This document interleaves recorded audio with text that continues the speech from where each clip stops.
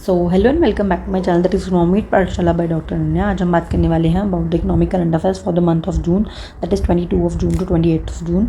तो सबसे पहले न्यूज़ की बात करते हैं, that is 11th BRICS energy minister meet held in Gurugram Haryana. तो जैसे कि आपको पता है कि इंटरनेशनल सोलर अलायंस जो है उसका हेडक्वार्टर भी कहाँ पर है, हमारे गुरुग्राम के हरियाणा में।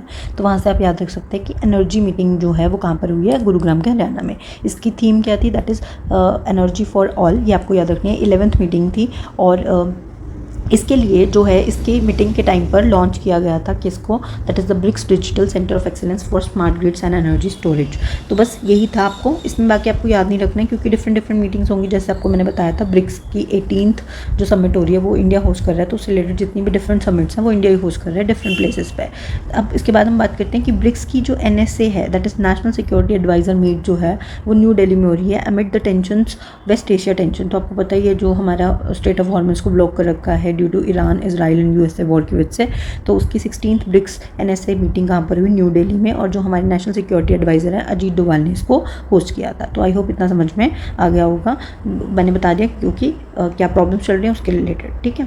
देन अब हम बात करते हैं कि डिफरेंट जो हमारी इंटरनेशनल ऑर्गेनाइजेशंस हैं उनकी समिट या वो 2026 का कौन कौन होस्ट कर रहा है उसके बारे में मैं आपको बताती हूँ। जैसे ब्रिक्स इंडिया होस्ट कर रहा है, 18 समिट है, मैं आपको बताया सितंबर में होगी, और इसकी थीम क्या है, building for resilience, innovation, cooperation and sustainability, ठीक है।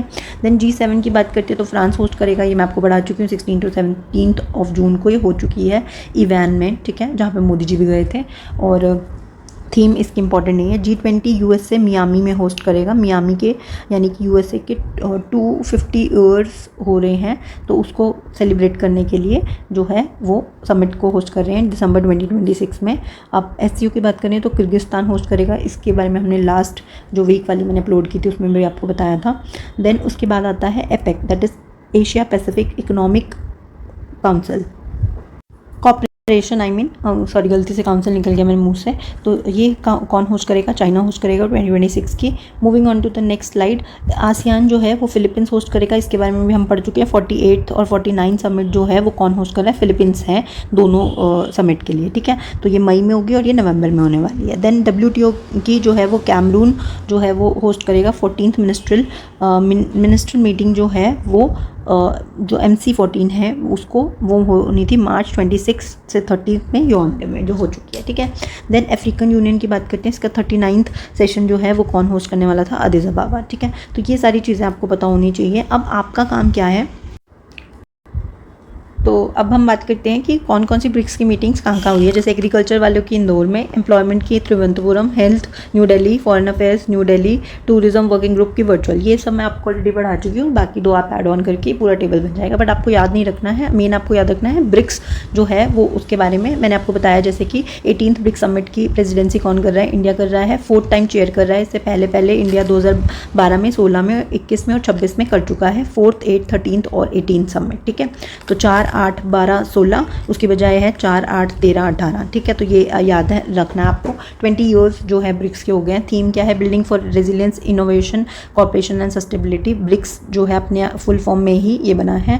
देन उसके बाद इसका जो लोगो भी लॉन्च हुआ था, लोटस है, नमस्ते का सिंबल है, देखिए लोटस है, इसमें 5 कलर्स हैं, विबग्योर वाले मैंने आपको याद भी करवाए थे, V और I हटा दो, तो ब्लू, ग्रीन, येलो, ऑरेंज और रेड, ये सब 5 कलर्स इसके अंदर प्रेजेंट है। यूनिटी, प्रोस्पेरिटी एंड रिस्पेक्ट को दिखाता है। देन उसके बाद अगर हम बात करें तो ह्यूमैनिटी फर्स्ट पे फोकस करता है। न्यू दिल्ली से इसको लॉन्च किया गया था और 1 जनवरी को हमने इसकी प्रेसिडेंसी ली थी, ठीक है।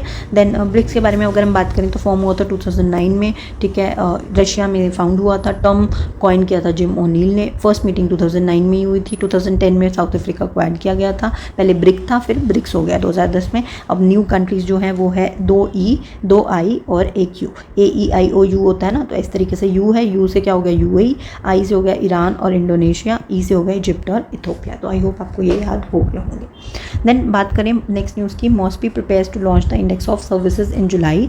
तो आपको पता है जैसे कि हर चीज़ को मेजर करने का एक तरीका होता है ना, जैसे पानी को मेजर करना है तो पानी, दूध को हम करते हैं लीटर्स में, चीज़ों को मेजर करते हैं किलोज़ में, राइट। तो इसी तरीके से इसी तरीके से हमारा जो सर्विस सेक्टर है उसकी ग्रोथ को मेजर करने के लिए हम एक न्यू इंडेक्स बना रहे हैं, that is index of services, जो कि जुलाई में लॉन्च होने वाला है। ये सर्विस सेक्टर की ग्रोथ को करेगा। वाई इट इज़ इंपॉर्टेंट, आपको पता है 45% ऑफ द इंडिया जीडीपी में कंट्रीब्यूट कौन करता है? सर्विस सेक्टर, जो कि सबसे मैक्सिमम है, ठीक है। जबकि एम्प्लॉयमेंट में एग्रीकल्चर है, बट कॉन्ट्रीब्यूशन जीडीपी में देखें तो सर्विस सेक्टर का मैक्सिमम है। ये कौन लॉन्च करेगा? MOSPI, that is ministry of statistical and programme implementation, और ये फॉर्मल सर्विस सेक्टर को कवर करेगा। इसका बेस ईयर है 2024-25। अब ये अलग है, बाकी जितने भी आप पढ़ रहे हैं उन सबका क्या है 22-23, तो याद रखिएगा इसका एक साल नेक्स्ट है 24-25 है, ठीक है।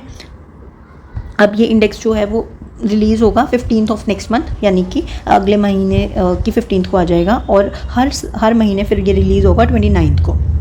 और अगर हम बात करें तो इसके लिए एक एडवाइजरी कमेटी भी बैठी थी जिन्होंने सारा कंसेप्चुअल और मैथोडोलॉजिकल फ्रेमवर्क की क्या क्या मैथोलॉजी है, क्या क्या चीज़ों को इंक्लूड करना है, वो सब बताया है। और इसको चेयर किसने किया था? देवजानी घोष, ठीक है। तो ये भी इंपॉर्टेंट बनता है, देवजानी घोष। अब ये इंपॉर्टेंट हो जाएगा जब जितने भी नेक्स्ट एग्जाम्स होंगे तो उसमें ये पूछा जाएगा, तो ये आपको ध्यान रखना है, ठीक है। अब क्वेश्चन आता है कि क्या क्या चीज़ें इंक्लूडेड हैं, तो ये सब जब ये इंडेक्स लॉन्च हो जाएगा तब हम बात करेंगे। अभी हमारे पास जितनी इन्फॉर्मेशन थी वो मैंने आपको बता दी। Next, core sector growth slows down to 0.5% in May, ठीक है, जो कि 1 पॉइंट समथिंग थी अप्रैल में, मैंने आपको पढ़ाया था। आपको डाटाज याद नहीं रखने होते, कोर सेक्टर कौन से आपको बस वो पता होना चाहिए। ये डाटा कौन रिलीज़ करता है? Ministry of commerce and industry. ये सेकंड स्लोएस्ट ग्रोथ हुई है इन 21 मंथ्स, ठीक है। और अगर हम बात करें तो स्टील, सीमेंट एंड इलेक्ट्रिसिटी, इन्होंने पॉजिटिव ग्रोथ देखी है, ठीक है। अब क्वेश्चन आता है कि कौन कौन से सेक्टर्स हैं, तो देखिए ये 8 सेक्टर्स हैं जो कि कोर इंडस्ट्रीज में आते हैं, जिसको मैंने आपको कई बार याद करवाया है, from the trick ferns CQ, ये एक ट्रिक है, आपको याद रखनी है। फर्टिलाइजर्स, इलेक्ट्रिसिटी, R से आपका हो जाएगा रिफाइनरी प्रोडक्ट्स, N से नेचुरल गैस, देन S से आपका हो जाएगा स्टील, देन C से एक कोल, क्रूड ऑयल और सीमेंट, ठीक है। तो इस तरीके से आपको याद रखने हैं ये 8। अब ये एक क्वेश्चन मैंने आपके किसी सेट के क्वेश्चन पेपर में देखा था, या आई थिंक HTET का पेपर था, उसमें पूछा गया था कि वेटेज क्या है, यानी कि कौन सा प्रोडक्ट है उसको सबसे ज़्यादा वेटेज दी जाती है। तो देखिए पेट्रोलियम, रिफाइनरी प्रोडक्ट्स को सबसे ज़्यादा, उसके बाद इलेक्ट्रिसिटी को, फिर स्टील को, और सबसे कम वेटेज फर्टिलाइजर्स को, और उससे ऊपर सीमेंट को। तो ये आपको याद रखने हैं कि सबसे ज़्यादा पेट्रोल ज़रूरी है, फिर इलेक्ट्रिसिटी ज़रूरी है और स्टील ज़रूरी है, ठीक है, और सबसे कम में सीमेंट और फर्टिलाइजर्स। 8 कोर इंडस्ट्रीज हैं, इनको हम इंफ्रास्ट्रक्चरल इंडस्ट्रीज भी बोलते हैं। और इसका IIP में, that is index of industrial production में, शेयर कितना है 40.27% है। तो ये कई बार बता चुकी हूँ, IIP index of industrial production, जितनी भी इंडस्ट्रीज हैं उनकी ग्रोथ को देखता है IIP, और उसमें से जो 8 कोर सेक्टर है उनकी ग्रोथ को कौन देखता है? हमारा कोर इंडस्ट्रीज का ये जो है इंडेक्स ऑफ 8 कोर इंडस्ट्रीज, ठीक है। तो इसको रिलीज कौन करता है? Office of economic adviser, ministry of commerce and industry. तो आई होप इतना याद हो गया। एक WPI और एक आपका ये ICI यानी 8 कोर इंडस्ट्रीज का डाटा WPI करता है, बाकी सारे data MOSPI, NSO MOSPI release करता है। देन हम बात करते हैं budget file crafted from Bengal, traditional madur straw mat and jute bag showcased in Bengal budget. Bengal के बजट में एक ये ना स्ट्रॉ मैट जिसको हम बोलते हैं मधुर है, ये मधुर है, ठीक है। इससे और जूट से ना, ये देखो ये स्ट्रॉ मैट है और ये जूट है, इससे मिलाकर इन्होंने बजट का, जो बंगाल का बजट प्रेजेंट किया है उसका ये जो केस है ये बनाया गया था। तो इम्पॉर्टेंट हो जाता है फॉर दो स्टूडेंट्स जो किसी वेस्ट बंगाल सेट का, मान लीजिए आप कोई पेपर दे रहे हैं तो, या कोई और एग्जाम दे रहे हैं तो देख सकते हैं। ऐसा क्यों किया इन्होंने? क्योंकि ये नंबर 1 प्रोड्यूसर है जूट के, वेस्ट बंगाल नंबर 1 पे आता है जूट के प्रोडक्शन में, दैट्स वाई आपका जो है ये क्या है यूज़ किया है, ठीक है। अब इन्होंने 33% रिजर्वेशन दिया है, 38% अपने DA में हाइक दिखाया है, 1 लाख जॉब्स क्रिएट करेंगे ऐसा बोला गया है। अगर हम बात करें तो ये इंप्लीमेंट करेंगे 1 अक्टूबर 2026 से। अन्नपूर्णा स्कीम में 36,000 करोड़ देंगे। ये सब इनके बजट से रिलेटेड पॉइंट्स हैं, तो अगर आप इस पर्टिकुलर स्टेट की तैयारी कर रहे हैं तो आप इसको देख सकते हैं। Next is recently Uttarakhand become the India 6th fully literate state under the scheme Ullas scheme के अंडर, जिसकी फुल फॉर्म क्या है आप देख सकते हैं, understanding life long learning for all in society. ये 2022 में लॉन्च हुई थी और इसका टाइम पीरियड है 5 ईयर्स का, 2022 to 2027। इसका एम है जितने भी 15 साल या उससे अबव लोग हैं जो कि लिटरेट नहीं है उनको लिटरेट करना, यानी उनको फाउंडेशन लिटरेसी या न्यूमरेसी यानी कि बेसिक साक्षरता और जो नंबर का ज्ञान है वो उनको आना चाहिए, ठीक है। तो ये वॉलंटरी बेसिस पे लोग इसमें पार्टिसिपेट करते हैं, लोगों को लिटरेट करते हैं। एंड अगर हम बात करें तो इसमें लाइफ स्किल्स दी जाती है, बेसिक एजुकेशन दी जाती है, वोकेशनल स्किल्स प्रोवाइड की जाती है ताकि वो अपना क्या कर सकें, गुजारा कर सकें, ठीक है। और इसका मेन एम क्या है, नेशनल एजुकेशन पॉलिसी के बाद ही इसको लाया गया था ताकि उसके जो गोल्स हैं NEP 2020 को पूरा कर सकें, ठीक है। देन अब इस उल्हास स्कीम के अंडर जो 15 साल और अबव के लोग हैं उनको जो है लिटरेट करने की बात की गई है, और उत्तराखंड उसमें 6th नंबर पे आता है, दैट इज़ 98% लोग वहाँ पे लिटरेट हो चुके हैं। तो अगर किसी भी स्टेट में 95% से ज़्यादा लोग लिटरेट हो जाते हैं, यानी कि वो पढ़ पा रहे हैं, तो हम उसको फुली लिटरेट स्टेट का दर्जा दे देते हैं। अब ऐसे कौन से? सबसे पहला मिजोरम, गोवा, त्रिपुरा, हिमाचल प्रदेश, सिक्किम, एंड अब 6th नंबर पे हो गया। अगर आपसे वैसे कोई पूछे कि फर्स्ट फुली लिटरेट स्टेट कौन है इस स्कीम के अंडर, नहीं तो आप केरला मार्क कर देंगे। इसमें दीक्षा पोर्टल का भी यूज़ किया गया है। दीक्षा पोर्टल क्या है वो मैं आपको बता देती हूँ। Diksha portal is digital infrastructure for knowledge sharing. 5 सितंबर 2017 को टीचर्स डे वाले दिन इसको लॉन्च किया गया था। इसका मेन एम क्या है? एक प्लेटफॉर्म प्रोवाइड करना जहाँ पर स्टूडेंट्स, टीचर्स और पेरेंट्स जो हैं वो आकर इंटरेक्ट कर सकें, लोगों को, बच्चों को सिखा सकें कुछ। देखिए जैसे इसमें curriculum align digital content provide किया जाएगा। QR कोड स्कैन करके आप जो भी एक्स्ट्रा मटेरियल है वो पढ़ सकते हैं अपने टेक्स्ट बुक से रिलेटेड, ठीक है। वीडियोस, वर्कशीट्स वगैरह इंटरेक्टिव चीज़ें बनाई गई हैं ताकि आपकी जो एजुकेशन है या आपका जो लर्निंग प्रोसेस है उसको और ज़्यादा इंगेजिंग बनाया जाए, ठीक है। ये सारी स्टेट्स यूटीज़ ने इसको अडॉप्ट कर लिया, जितने बोर्ड्स हैं उन्होंने अडॉप्ट कर लिया है। सनबर्ड डिजिटल लर्निंग प्लेटफॉर्म के थ्रू इन्होंने बनाया है। इसका मेन एम था one nation one digital platform बना सके, ठीक है। तो इसका फुल फॉर्म क्या हो गया? Digital infrastructure for knowledge sharing, ठीक है। दीक्षा पोर्टल 36 इंडियन लैंग्वेजेस को सपोर्ट करता है और बेसिकली स्कूल एजुकेशन को क्या कहते हैं और ज़्यादा इंटरेस्टिंग बनाने के लिए, और इसको डेवलप किया है NCERT ने with under the ministry of education. तो इस तरीके से आई होप आपको ये वाली न्यूज़ भी समझ में आ गई। लास्ट न्यूज़ है आपकी recently GRSE, that is garden reach ship builders and engineers. अगर आपने सुना होगा कि जो शिप्स वगैरह बनते हैं उनको बनाने का काम कौन करता है? GRSE करता है। इस कंपनी को नवरत्न स्टेटस दिया गया है। तो नवरत्न स्टेटस क्या होता है? इससे पहले वाली उसमें भी मैंने आपको पढ़ाया था, चेन्नई पेट्रोलियम कॉर्पोरेशन लिमिटेड जो है उसको क्या दिया गया था? नवरत्न का स्टेटस दिया गया था। और मैंने आपसे पूछा था कि टोटल कितनी नवरत्न कंपनीज हो गई हैं, आपने मुझे बताना है कमेंट बॉक्स में।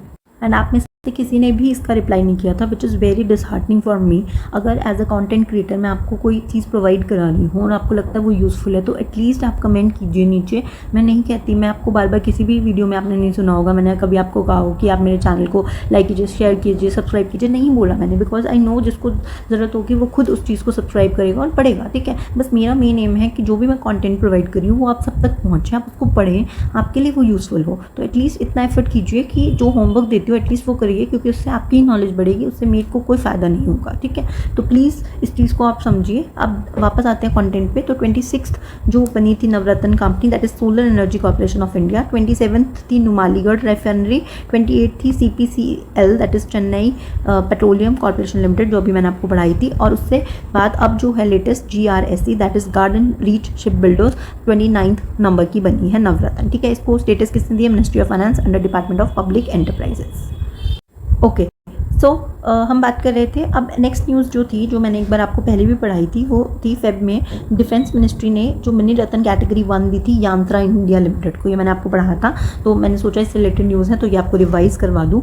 नवरत्न कंपनीज टोटल हो गई 29, जो कि आपकी हो गई है 29, और ये 29 हो गई आपकी GRSE, और मिनी रत्न कंपनी होगी आपकी 14, दैट इज़ HAL बेंगलुरु जो है वो लास्ट 14th नंबर की हो गई है। अब क्या कंडीशंस होती हैं ये आप पढ़ सकते हैं यहाँ पर इसको रोक कर, कि आपने लास्ट मिनी रत्न कंपनी बनने के लिए आपको लास्ट 3 ईयर्स कॉन्टीन्यूसली आपने प्रॉफिट अचीव किया हो, और आपका जो प्री टैक्स प्रॉफिट है वो 30 करोड़ या उससे ज़्यादा रहा हो, ठीक है। अब हम नवरत्न की बात करते हैं। तो नवरत्न में आने के लिए पहले आपको मिनी रत्न बनना पड़ेगा, तब आप नवरत्न की कैटेगरी में आ पाएंगे, ये चीज़। उसके बाद महारत्न की बात करें तो आपका एवरेज एनुअल टर्नओवर 25 करोड़ से ज़्यादा, 25,000 करोड़ से ज़्यादा, एनुअल नेटवर्थ 15,000 करोड़ से ज़्यादा, और एनुअल नेट प्रॉफिट जो है टैक्स के बाद 5,000 करोड़ होना चाहिए। तो ये सारी आपको रिक्वायरमेंट्स फुलफिल करनी होंगी, तब आप जो है डिफरेंट कंपनीज़ में आ पाएंगे। नॉट दैट रिलेवेंट, बट आपको पता होना चाहिए, तो एक बार पढ़ लीजिएगा। विद दिस आपका इस वीक का जो है करंट अफेयर कंप्लीट होता है। इसके बाद लास्ट वीक का बचता है जून का, उसको करने के बाद हम करेंगे आफ्टर दैट जुलाई का current affairs.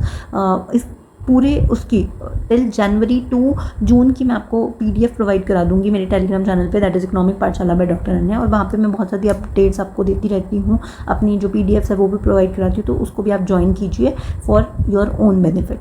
Till then, thank you and bye bye.